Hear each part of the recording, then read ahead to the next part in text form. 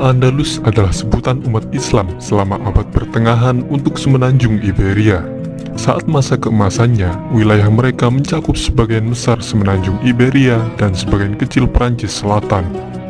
Saat di bawah pemerintahan kekhalifahan Cordoba, Al-Andalus menjadi pusat pembelajaran, dan kota Cordoba yang saat itu adalah kota terbesar di Eropa, menjadi salah satu pusat budaya dan ekonomi terkemuka di seluruh cekungan Mediterania, Eropa, dan dunia Islam.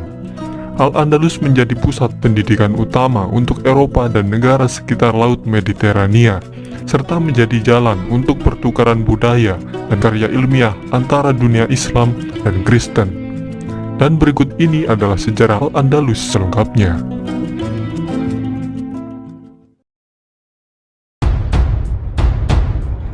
Saat masa kekhalifahan Umayyah dipimpin oleh Al-Walid I di tahun 711, seorang komandan yang bernama Tariq ibn Ziyad memimpin pasukan kecil yang terdiri dari orang-orang yang baru saja masuk Islam.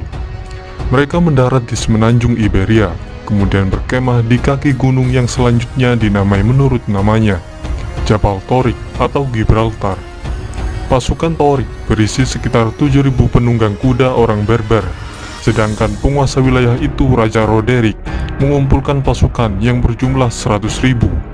Namun sebagian besar pasukan tersebut tidak terlalu loyal pada Raja Roderick. Singkat cerita, Tariq akhirnya bisa memenangkan pertempuran yang menentukan ketika Roderick dikalahkan dan dibunuh pada tanggal 19 Juli di pertempuran Guadalete. Kemudian Tariq membagi pasukannya menjadi 4 divisi yang kemudian menaklukkan Cordoba di bawah komando Mughith al-Rumi. Begitu pula dengan Granada dan kota-kota lain. Sementara itu, Tariq tetap menjadi kepala divisi yang menaklukkan Toledo.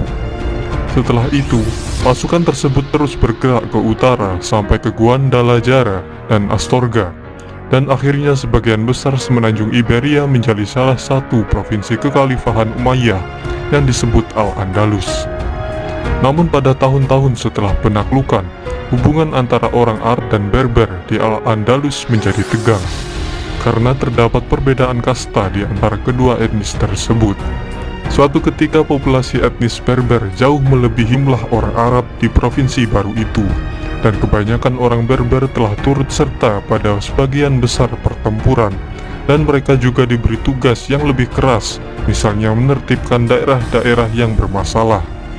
Sampai pada tahun 729 Masehi, komandan Berber yang bernama Munus telah memberontak dan berhasil membentuk negara sendiri di Cerdanya untuk sementara waktu.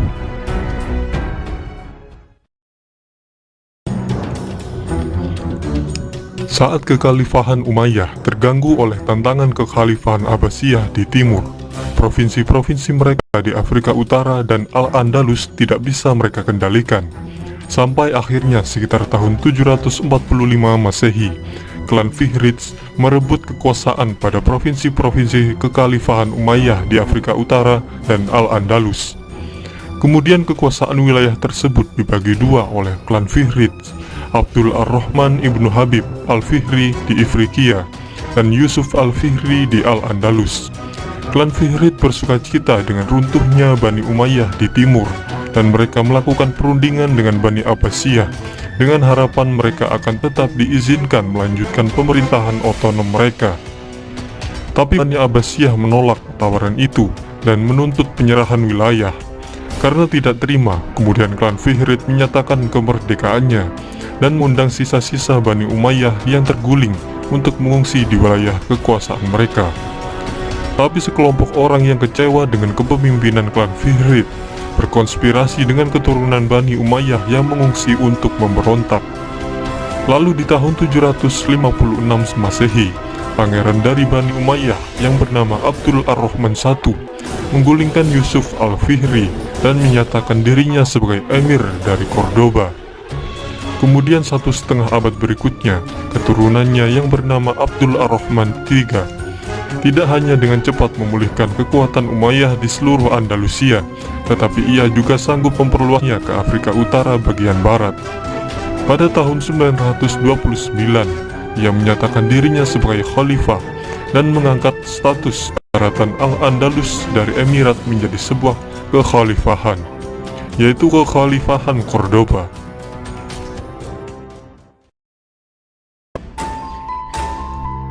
Pada periode kekhalifahan inilah Al-Andalus mencapai zaman keemasannya dengan menerapkan sistem pertanian dan kebijakan ekonomi yang baru, membuat daerah di sekitar Cordoba dan beberapa kota di Andalusia menjadi daerah dengan ekonomi pertanian yang paling maju di Eropa saat itu. Dan hal ini juga memicu revolusi pertanian di Jazirah Arab.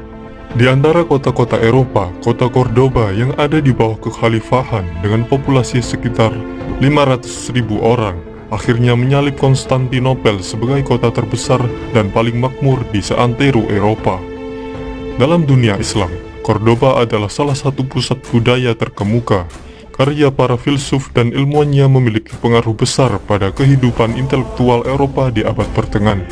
Muslim dan non-muslim sering datang dari luar negeri untuk belajar di perpustakaan dan universitas terkenal di Andalusia. Salah satu ilmuwan barat yang terpengaruh oleh ilmuwan Andalusia adalah Michael Scott, yang membawa karya Ibn Rushd atau Averroes dan Ibn Sina atau Avicenna ke Italia. Peralihan gagasan ini tetap menjadi salah satu yang terbesar dalam sejarah dan secara signifikan mempengaruhi pembentukan periode Renaissance di Eropa.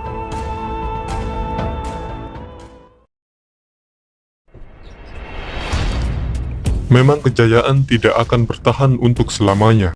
Kini tibalah saat kekhalifahan Cordoba runtuh ketika terjadi perang sipil antara tahun 1009 dan 1013. Pada tahun yang sulit itu, kekhalifahan Cordoba diinvasi bangsa Berber, sehingga Cordoba menjadi pecah. Mereka juga membantai penduduknya, menjarah kota, dan membakar kompleks istana. Dan di tahun 1031, Al-Andalus pecah menjadi sejumlah negara-negara kecil dan negara besar yang berpengaruh disebut Taifas. Setelah tahun 1031, Taifas terlalu lemah untuk mempertahankan diri dari serangan dan tuntutan upeti dari negara-negara Kristen di utara dan barat, yang dikenal oleh umat Islam sebagai bangsa Galicia. Akhirnya beberapa negara-negara pecahan kekhalifahan Cordoba itu ditaklukkan oleh bangsa Galicia, sehingga para raja Taifah yang masih merdeka mencari bantuan ke bangsa Berber di Afrika Utara, tapi mereka dicaplok juga oleh bangsa Berber. Dari pertengahan abad ke-13 hingga akhir abad ke-15, satu-satunya wilayah yang tersisa dari Al-Andalus adalah Emirat Granada yang menjadi benteng muslim terakhir di semenanjung Iberia. Emirat ini didirikan oleh Muhammad ibnu Al-Ahmar pada tahun 1230 dan diperintah oleh dinasti Nasrid, dinasti yang paling lama memerintah dalam sejarah Al-Andalus. Tapi Emirat Granada masih harus mengirim upeti kepada kerajaan Kastil. Kota Granada juga berfungsi sebagai tempat perlindungan bagi muslim yang melarikan diri selama Reconquista atau penaklukan ulang oleh kerajaan-kerajaan Kristen. Saat itu Granada menerima banyak muslim yang diusir dari daerah-daerah yang dikuasai Kristen, sehingga mereka memperbesar kota, bahkan sampai menjadi salah satu kota yang terbesar di Eropa sepanjang abad ke-15 dalam hal populasi.